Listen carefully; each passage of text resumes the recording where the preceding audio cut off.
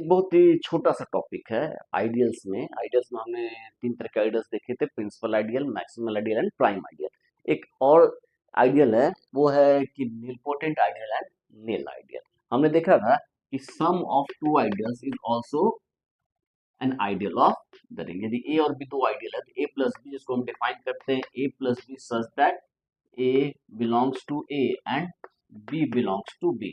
हमने देखा था ये भी एक आइडियल होता है। और दूसरा देखा था कि product of two ideals is also an ideal. इसका फॉर्म होता है A B such that A belongs to A and B belongs to B. हम ये बहुत आसानी से आइडियल टेस्ट से ये शो कर सकते हैं ये दोनों एक आइडियल होगा।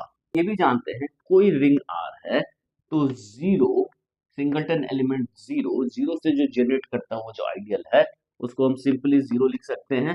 और इसके अंदर सिर्फ और सिर्फ जीरो ही मिलेगा, क्योंकि जीरो को हम किसी भी नंबर से मल्टीप्लाई करेंगे तो जीरो होगा।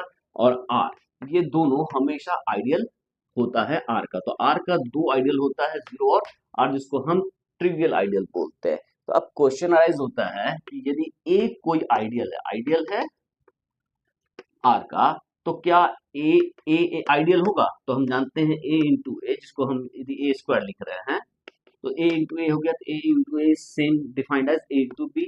बी की जगह ए को रिप्लेस कर दिए तो ये भी एक आइडियल हो जाएगा। तो ए स्क्वायर भी एक आइडियल होगा, ए क्यूब भी एक आइडियल होगा, बल्कि एक raise to the power N जो है वो हमेशा एक आइडियल होगा यदि ए आइडियल है किसी रिंग आर का। तो क्वेश्चन अराइज होता है कि क्या A raise to the power N is equal to zero हो सकता है?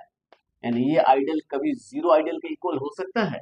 हो भी सकता, नहीं भी हो सकता। यदि ऐसा हो कि a जो है किसी पॉजिटिव इंटीजर n के लिए जीरो आइडियल के इक्वल हो जाए, means a raise to the power n is equal to zero हो जाए, तब इस तरह का आइडियल को हम निलपोटेंट आइडियल बोलते हैं।